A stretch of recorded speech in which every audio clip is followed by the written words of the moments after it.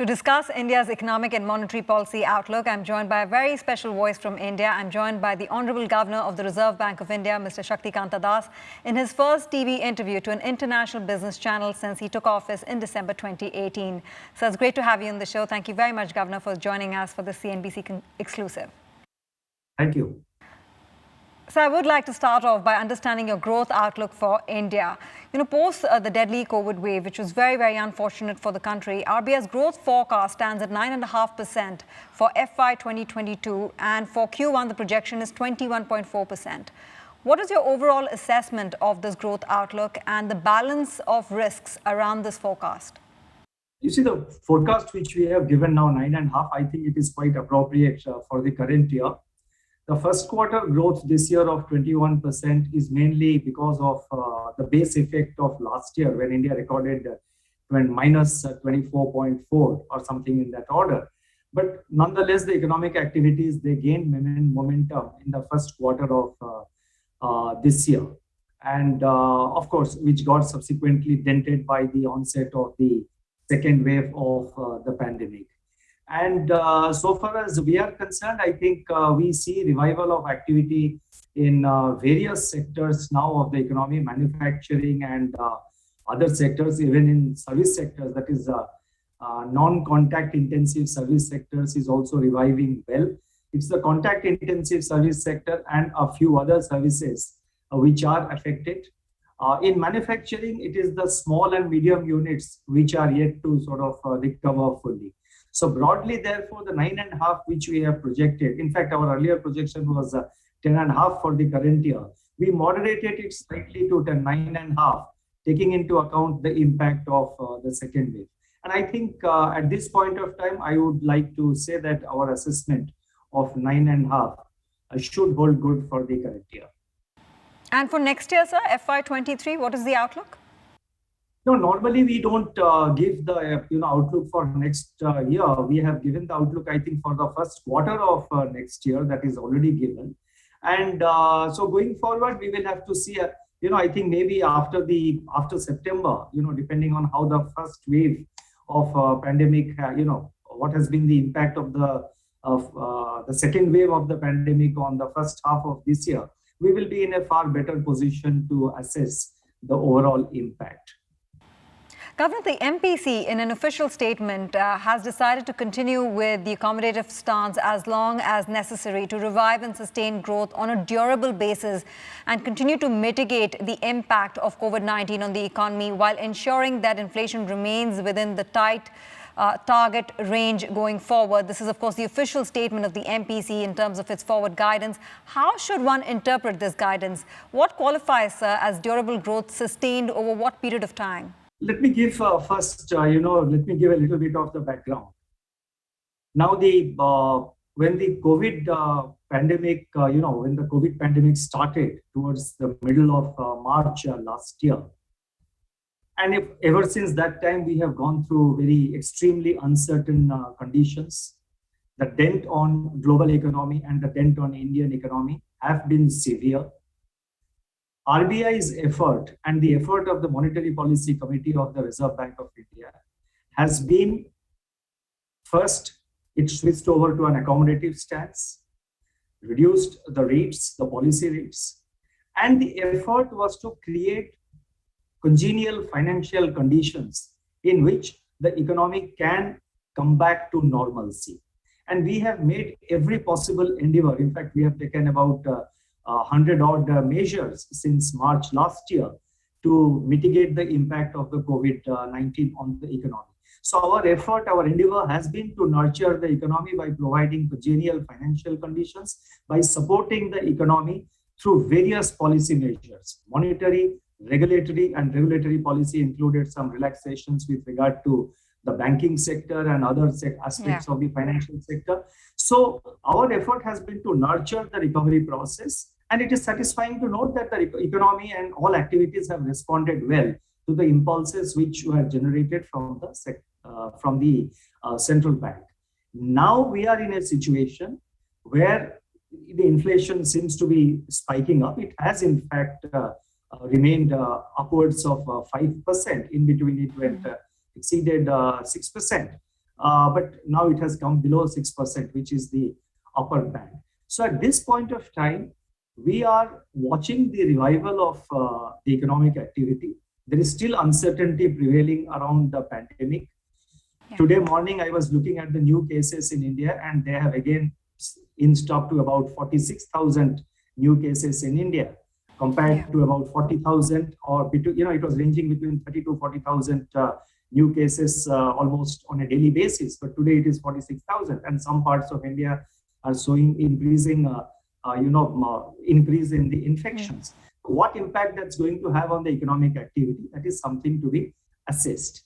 So once we are convinced that the economic recovery process, which is, as I have said a couple of days earlier, the recovery process, which is now delicately poised, once we are convinced that it shows, once the economic revival of economic activity shows signs of durability, signs of sustainability, I think that should be an appropriate time for the Reserve Bank or for the monetary policy to think of or perhaps consider a change in course.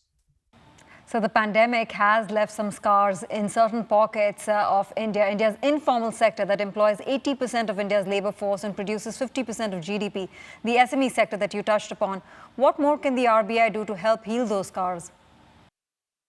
You see, so far as the SME sector is concerned, we have, during the course of the pandemic, we have announced several resolution, that is restructuring packages for the MSMEs, and many, number of MSMEs have restructured themselves. And not only that, we have also, through the process of this targeted long-term repo operations, that is TLTRO as we call it, we have targeted to the MSME sector.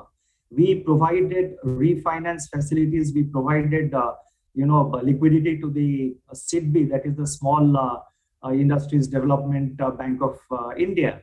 We provided liquidity to the SIDBI, to the NABARD, and to the National Housing Bank to support the MSME sector and the smaller NBFCs and the microfinancial institutions, which in turn support the small and medium enterprises and the informal sector. So therefore, we have taken a number of measures. The government on its part has also introduced several fiscal support measures. I think there is a scheme which they're calling it the Swanidhi, where the targeted group is the informal sectors, the roadside vendors and others. For that scheme also, in fact, a couple of days ago, we have now decided to earmark a certain portion of our the payment infrastructure fund, that is PIDF, which we set up, which we have created.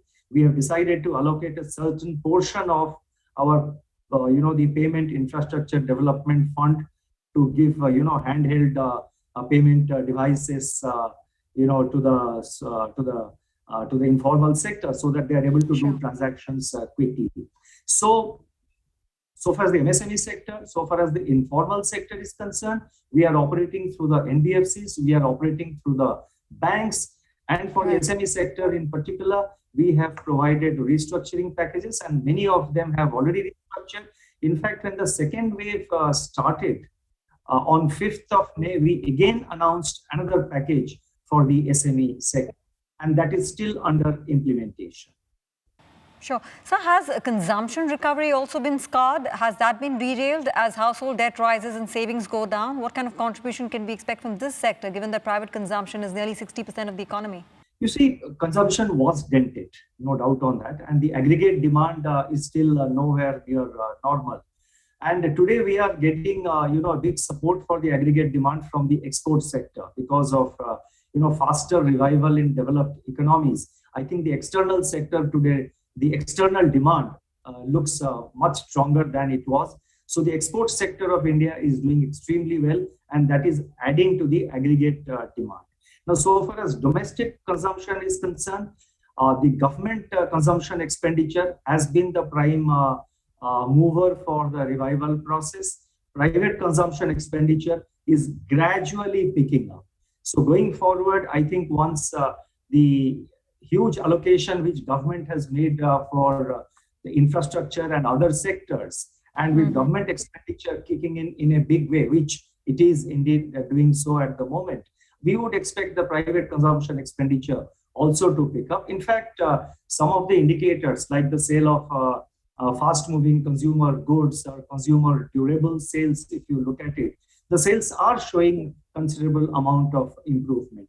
So by the end of the year, I would expect consumer demand to have increased substantially over the current levels or over the levels where the COVID impact took them down. Okay, that's heartening to hear. How real, sir, is the risk of stagflation for India? Because it does come up in conversations. And, when we talk about the US economy's outlook as well, that's a scenario that's being worked with. How real is the risk of stagflation for India?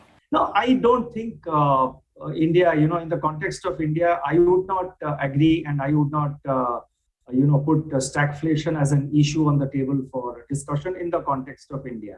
And I'll explain why.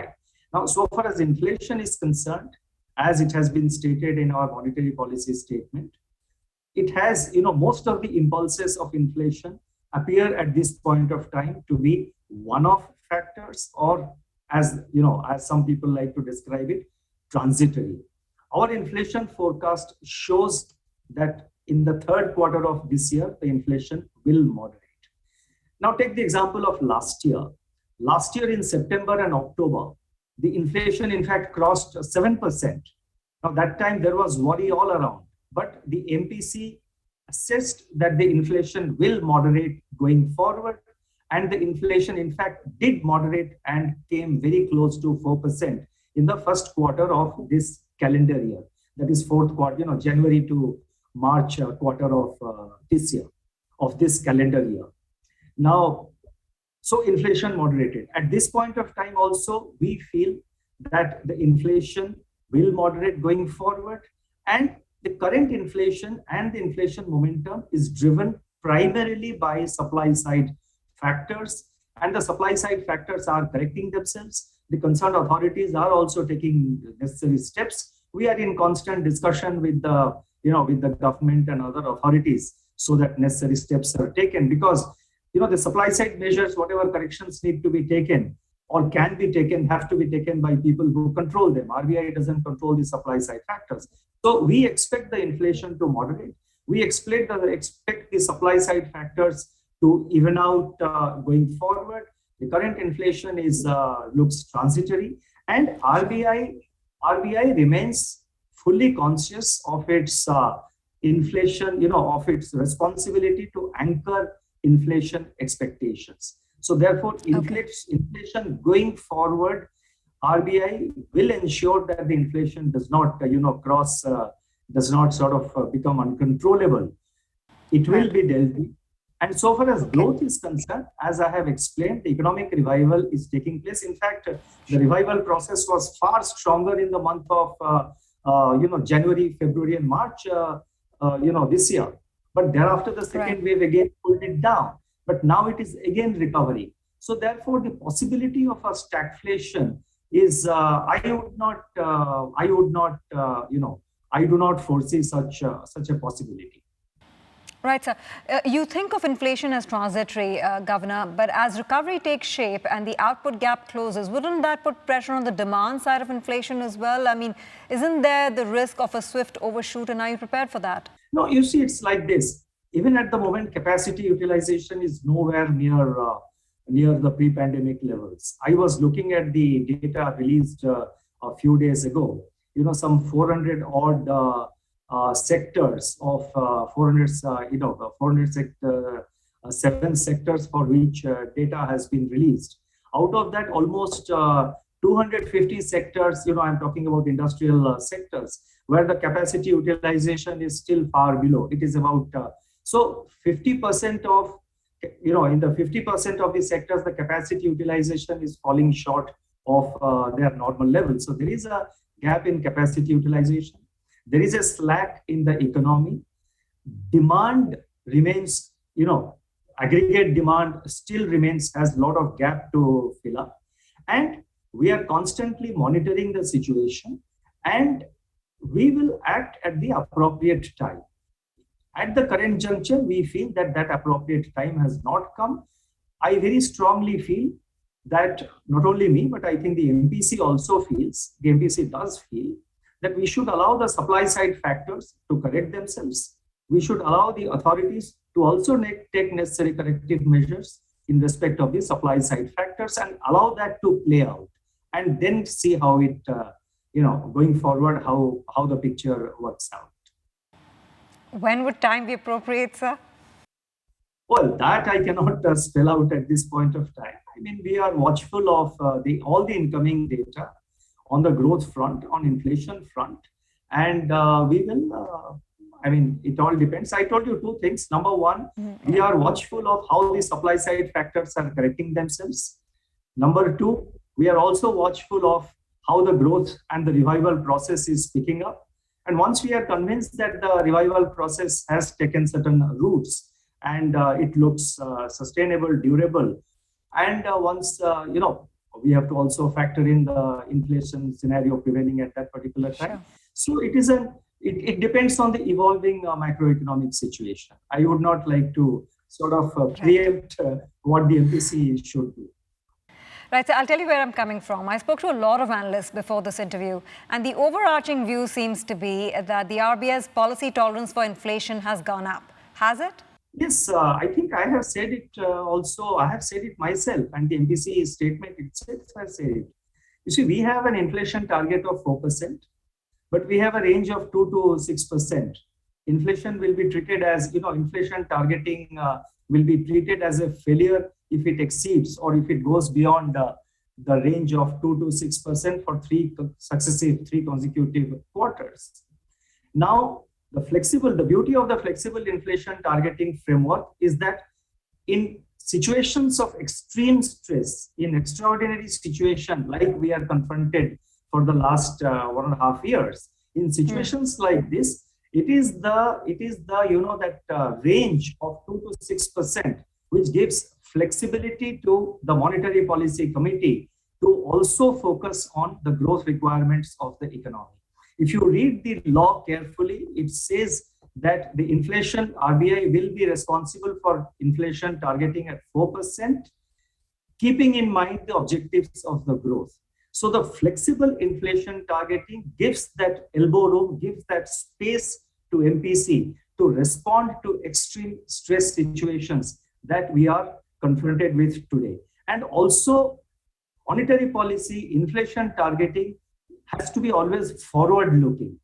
We have to look forward how the inflation curve is likely to play out. It's a forward-looking policy, so it has to respond to what is our expectation from the coming quarters or from the coming months. Sure, sir. Let's move forward and discuss your rate outlook, your outlook on interest rates as far as India is concerned. The recent MPC minutes, Governor, showed that there was one dissent by Mr. Jayant Verma, who believes it is time to move away from accommodative policy. There is the expectation that in October, the MPC would be further divided on this issue. What is your thinking on this front? No, we will see. As I said, it will depend on the evolving macroeconomic situation. And this is not the first time that there is a difference of opinion in the MPC. In fact, right through if you see right through the pandemic or even earlier, there have been situations where the MPC decision has been, MPC decisions have been taken with a majority of 4:2. So this is not the first time that, there is a difference of opinion. Individual members have also expressed their views, and the minutes are already available in the public domain. And what would be our approach in October? That will depend on the evolving macroeconomic conditions.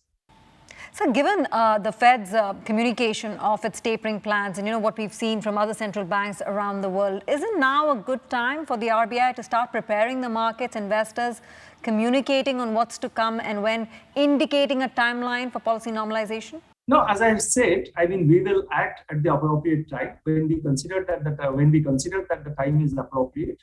The RBI will be second to none before doing it. As I said, I'm repeating, we are fully conscious of our responsibility with regard to the inflation. But this is not the appropriate moment. We will wait for the evolving macroeconomic conditions and then respond appropriately. And let me also mention, since you referred to the US Fed, we do keep a very close watch on the policy actions, on the monetary policy actions of the central banks of advanced economies, and in particular the US Fed, that has impact on our, on our domestic situation. But our monetary policy is primarily and principally determined by domestic macroeconomic conditions. Yeah. Yeah, and I'll come to that, sir, in a bit, especially, the discussion around the tapering risk, what that means for India. Aside of the timing issue, let's keep the timing issue on one side. What about the policy normalization sequence outside of the benchmark interest rate, whether it's a reverse repo rate hike, whether it's withdrawing liquidity, excess liquidity in the system, or also looking at a variable reverse repo issuance? What will policy normalization sequence be? And could you share your thought process on that? No, I mean, I would not like to sort of give out our internal thinking. And in any case, these are aspects which are constantly and at regular intervals analyzed internally in RBI. Going forward, what are the policy responses going to be? And let us also not let us also not presuppose that, we have made up our mind for a reversal, and therefore we should start planning for its sequencing. We keep all our options open. We are extremely watchful. We are very, closely watchful of the evolving situation. We consider all policy options. When you say that what will be the sequencing, we are assuming that RBI has made up its mind to reverse its monetary policy. RBI meaning, the internal thinking and the analytical departments, or the governor at governor's level. So let's not assume that it has been decided by RBI to reverse the policies, and therefore we should plan sequencing. Having said that, we plan all possible aspects. We plan if there's a faster growth, what is to be done. If growth gets delayed, what is to be done. If there is a third wave and the impact is of this magnitude, what should be our, what should be our response? If the inflation, in fact, there is a school of thought which does strongly believe that inflation in India has already peaked, and henceforth it will only moderate. Now, whether it has reached the peak, I have not said so, but there are others who have said so. So therefore, supposing the inflation considerably moderates, then naturally the timing of any change in course in the monetary policy will get impacted by that. It will get further postponed. So therefore, we are very watchful of the evolving situation, evolving macroeconomic conditions, and again and again repeating these macroeconomic conditions, because that really describes our real, the way we look at things. We sort of use various permutations and combinations and look at all possible options under various hypothetical situations, should they turn out to be true. But there, and this is just my final question on this issue, sir, then I'll move on. But there would not be an element of surprise coming in from the RBI, sir, because I hear you and you're in wait and watch mode. But when I look at professional forecasters, they are already penciling in the first rate hike for India in the first quarter, the first half of 2022. And so I just want to understand how this will work. You see, throughout the pandemic, we have surprised, the RBI has surprised the market in a positive sense by announcing, measures from time to time and responding to the evolving challenges very proactively. So the surprise has been throughout the pandemic has been very pleasant surprise for the market. We are fully conscious, and we will not try to give any surprises which are, which takes we would not like to give any surprise which takes the market by surprise. We will, our action, as I have said earlier, and I would like to repeat, all our action will be calibrated. I mean, they will be well timed, they will be cautious, and they will be well calibrated, keeping in mind aspects like what you are mentioning. We don't want to give any sudden shock or any sudden surprise to the markets. All right. So in fact, I must also say that all the analysts I've spoken to have lauded you for your efforts through the COVID-19 pandemic, sir, calling you the unsung hero in terms of all the measures that you've put in place in helping the economy survive through this historic crisis. To the external sector, sir, as a source of funding, what is the timeline for India's inclusion on the global bond indices? You see, we have been both RBI and the government. We are working very closely with the bond index providers, and there are some there are some issues of there are some issues relating to capital account convertibility. Now the bond index entities which provide bond index, they have a certain way of looking at capital account convertibility. Yes, India is not fully convertible in the capital account. But having said that, India is almost there. I mean, there are no restrictions on FDI, ODI. There are no restrictions, subject to, of course, there are certain overall caps with regard to FPI inflows. But on outflows, there are no restrictions. In fact, in terms of liquidity, the GSEC market of India is one of the most liquid, with no restrictions on outflow of funds. Our stock markets also do not have any restriction on outflow of funds.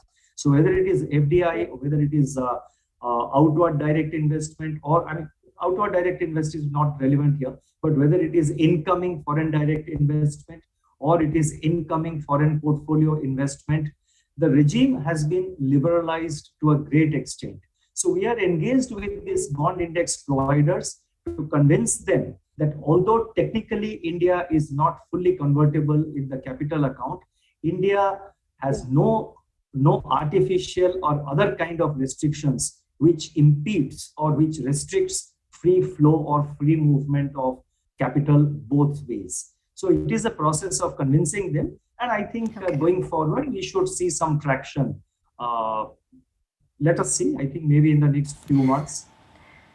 Yeah, it's important to actually. Because I'm not deciding, they are deciding. True. But we are engaged. No, I understand. Yeah, and it's necessary for, it's necessary for both, for us and for them to develop that understanding. And we are trying to explain to them and convince them that indeed, technically we may not be convertible in the capital account, but for all practical purposes, India has a very, very liberalized capital account regime. Yeah, and it's an important development for fixed income investors watching India. How are you preparing for the tapering risks? I know that the current account situation is favorable for India. The forex situation looks very comfortable. But just in terms of managing the orderliness of the event going in and out, in terms of whether or not it can lead to potential outflows, knee-jerk potential outflows, the rate differential story also, could that lead and drive outflows from India? Given that just this morning we heard the BOK hike rates. And so how are you thinking about the world tightening and your position from that standpoint? No, I missed out the first part of that, your question. There was some, it was not audible. So can you just repeat that and edit this portion? I mean, you can do that. Sure, sir, I'll repeat that. Repeat the question. How are you preparing for the tapering risk to make it orderly so that the impact on India is minimum? You see, our forex reserves are very robust at the moment. It's about 619 billion US dollars, which is an all-time high. So we do not expect to see the kind of the kind of impact that the taper tantrum of 2013 produced. I think India is fairly insulated thanks to our huge amount of forex reserves. We are far better placed today to deal with any possible impact of a spillover of US policy reversal. And US Fed has also time and again, I think they have time and again emphasized, and they are giving enough of forward guidance.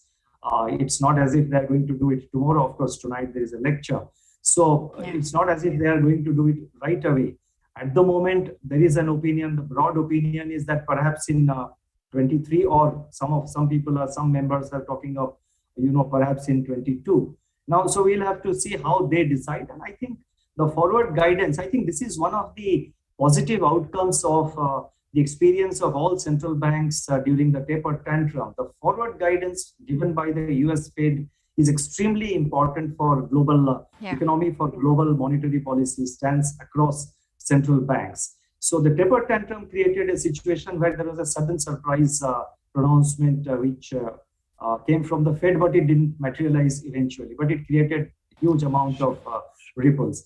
This time, the US Fed, as far as I understand, and as I think everybody agrees on that point, I think they are also very conscious to give enough forward guidance to the global markets and to other central banks. So we expect US to give enough advance notice. And in any case, so far as India is concerned, our forex reserves provide that kind of buffer, which should insulate to the maximum extent possible any impact of spillover on our situation. So we had the Bank of Korea today announce its first rate hike. Brazil has gotten out of the gate. Russia has done so as well. As some of the key central banks, outside of the Fed, of course, look at an exit policy, are you concerned about capital outflow pressure because of rate differentials? No. In fact, the inflows are at the moment, the capital inflows into India are continuing to be very steady. And you would have seen the rupee has indeed strengthened, appreciated over the last few weeks. And there is constant inflow. Recently, we had a spate of IPOs in the domestic market, and that led to a lot of inflow of foreign currency, particularly dollars, into India. And the bulk of the inflow that is happening in India today is in FDI, which is of durable nature. So therefore, I do not see, of course, the inflows may moderate to some extent. I don't know, but inflow remains steady. And most of the inflow is coming into FDI for a complexity of factors. I'm not going into that. So we are getting large FDI inflows, which should continue to be steady. Okay. So on fiscal support, will the GSAP program, which is the Government Securities Acquisition Program, run after September to support the bond market, or will inflation risks mean that the RBI steps back on bond purchases?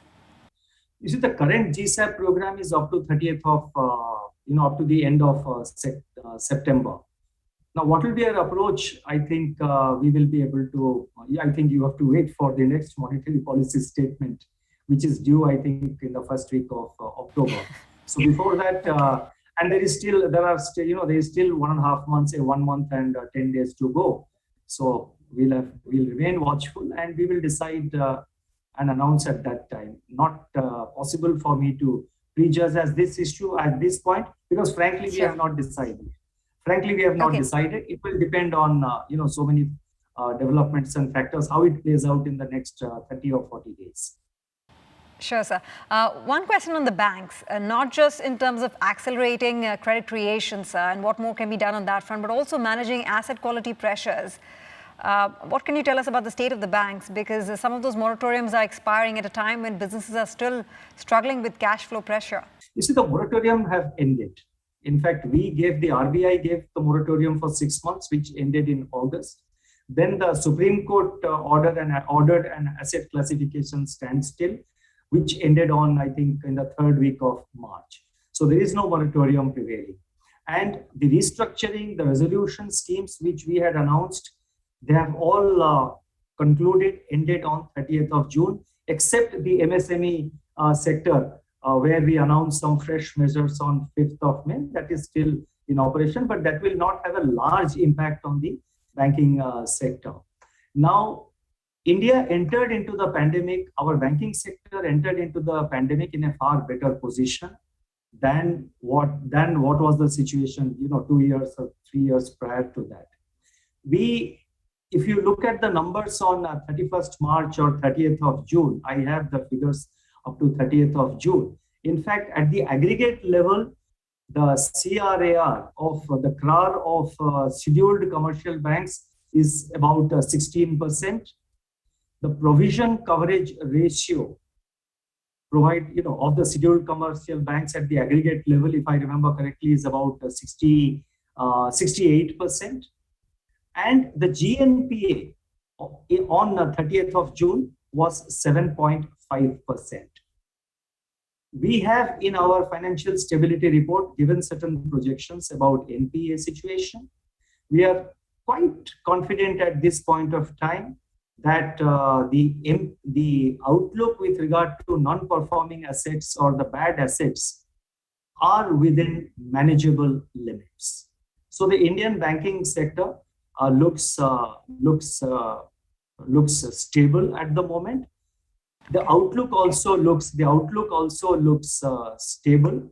Deposits, bank deposits have been growing at the rate of 10% over the last 1 year. In fact, year on year, the latest data shows that bank deposits have grown by 10%.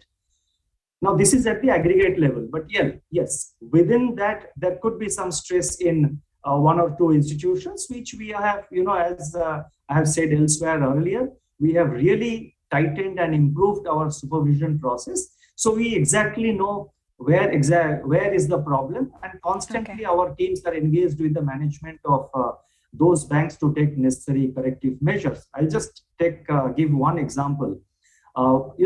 We are just not looking at the overall broad numbers or the financial parameters of the banks. The figures I mentioned, that is the NPA and all that, the non-performing assets, the CRAR and all that. We are also looking at the business models. We are also looking at the emerging stress in certain sectors in the portfolio of the banks.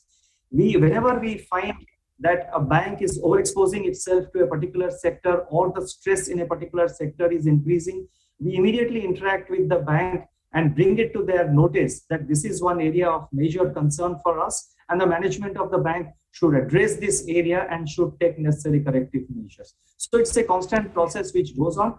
Aggregate level banking sector looks very stable at the aggregate level.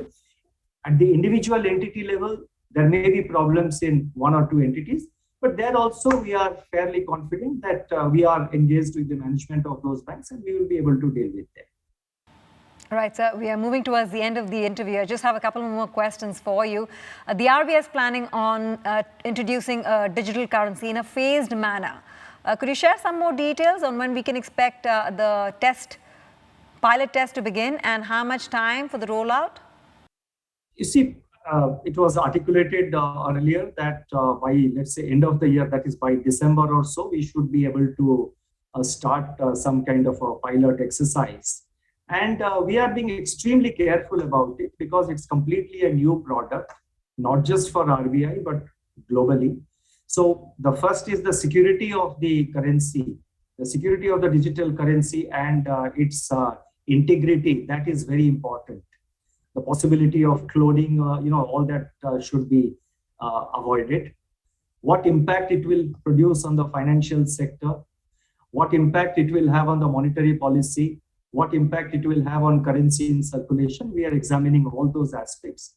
We are working on our teams are also working on the technology. We have a choice of between it could digital, distributed ledger technology, DLT, or centralized ledger.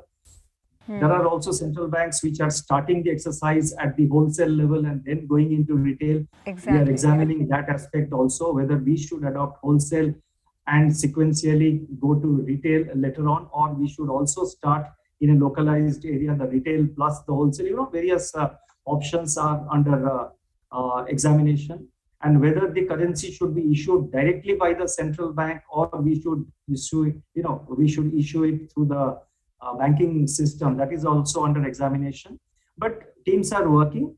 I think by the end of the year, we would be in a position perhaps to start our first trials.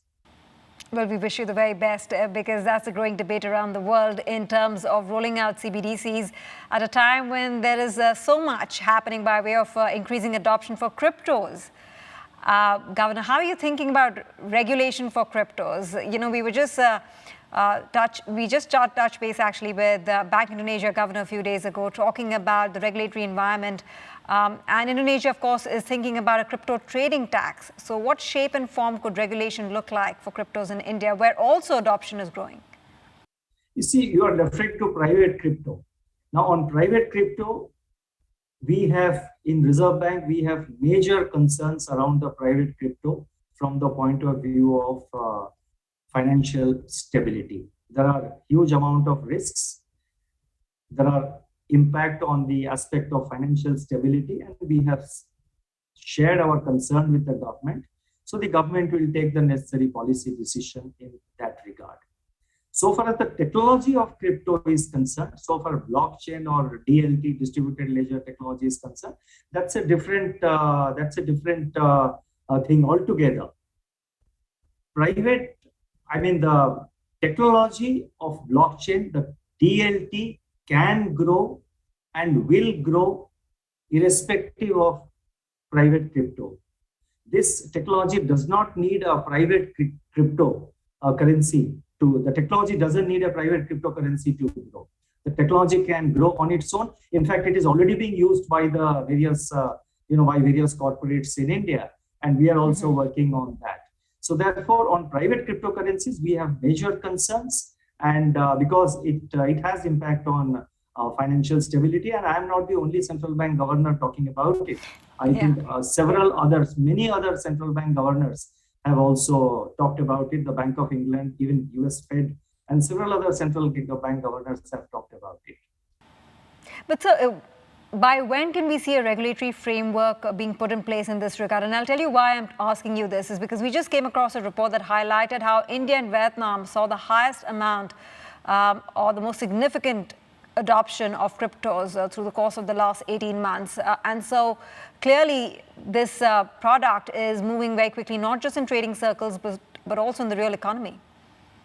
It's for the government to decide. We have shared our viewpoint with the government. It is for the government to decide, and I think it is under consideration in the government, so they will decide. Okay. So the world has seen a government step up fiscal policy measures to support monetary policy in this next leg of the pandemic. Is that what we can expect from India as well, where the RBI has done its bit and now the onus is on the government to stimulate growth? Well, I cannot speak for the government, surely. The government has announced several packages of fiscal relief during this, during the last 1.5 years.